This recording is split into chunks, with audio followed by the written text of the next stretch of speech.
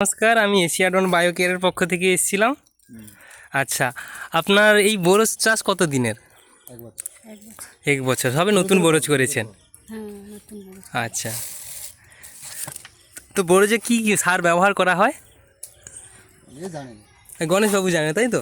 আচ্ছা, আমি গণেশবাবুকে জিজ্ঞাসা করবো। বাবু, এখানে এই যে বরজ বসানো থেকে শুরু করে আজকে যে কতদিন বরজটা হয়েছে?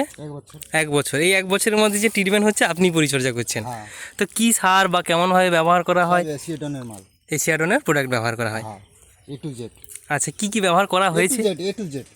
আচ্ছা, তো এখন বাগানে কি কোনো প্রবলেম নেই, তাই তো? এখন যে গরমের সময় বাগানগুলোতে জটার ভাব আছে, এই মানে মাটি থেকে নিচ থেকে মাথা পর্যন্ত পুরো গাছে পান ভর্তি, কিন্তু জটা পোকা বা অন্য কোনো সমস্যা কিছু নেই। শিকড়ও খুব দারুণ রয়েছে, আর পাতার ফিগারও নতুন বরজ, তাই তো?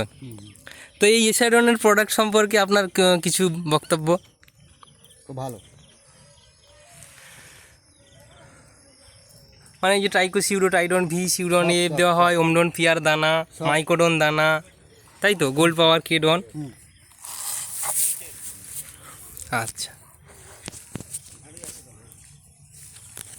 তাহলে এই বরজ মানে কাকিমা এই হচ্ছে, এটা হচ্ছে তাহলে জি প্লট, টটের বাজার জি প্লট দাসপুরে এই বরজটি।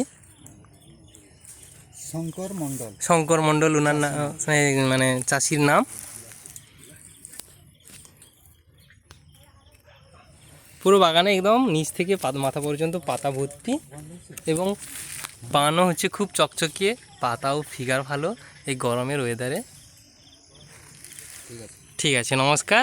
এই এশিয়াডনের পক্ষ থেকে ধন্যবাদ, এবং এই এশিয়াডনের প্রোডাক্ট ব্যবহার করুন এবং আশেপাশের সমস্ত চাষিদের এই প্রোডাক্ট সম্পর্কে একটু অবহিত করুন।